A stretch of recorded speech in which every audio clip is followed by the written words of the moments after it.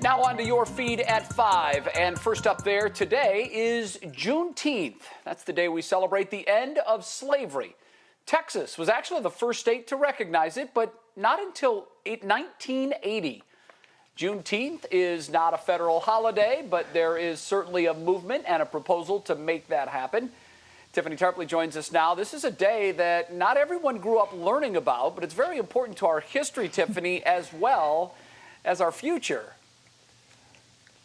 For sure, Jay. First of all, happy Juneteenth to you and happy Juneteenth to you at home. As you said, I don't remember learning about Juneteenth in school. I don't believe that it was something in the history books that I learned from. It wasn't until I became an adult that I truly understood the meaning of this day, the importance of this day. It's important for all of us. As you mentioned, it marks the end of slavery, but most importantly, it's about a day that's specific in time because, as you know, not everyone knew that they were free. It wasn't until more than 2 years after President Lincoln signed the Emancipation Proclamation. That was on June 19, 1865, when the last slaves in Galveston, Texas, actually learned that they were free. So today, what's now known as Juneteenth is a day of celebration. It has spread from the South to areas across the country, including right here in Northeast Ohio.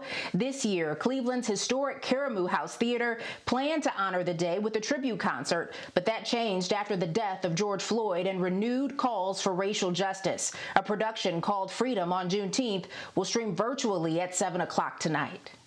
We had to do something more important to respond to what was happening in the country, and it took off from there. Because of the climate and the temperature in the country, this Juneteenth is special to me just because I'm seeing so many celebrations.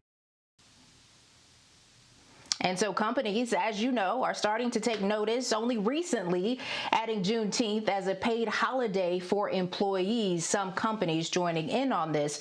But for so many, the work does not stop here. It's about learning about our history and also teaching new generations, Jay. Tiffany, it certainly feels like the movement to make Juneteenth a federal holiday is just a matter of time. Where are we on that? Well, just today, there are senators, bipartisan, that entered legislation to try to make it a federal holiday. It'll be interesting to see exactly where that goes, how far that gets. But also within that bill, there is a portion where they want to make sure that a group is formed to make sure the appropriate celebrations are happening around the country.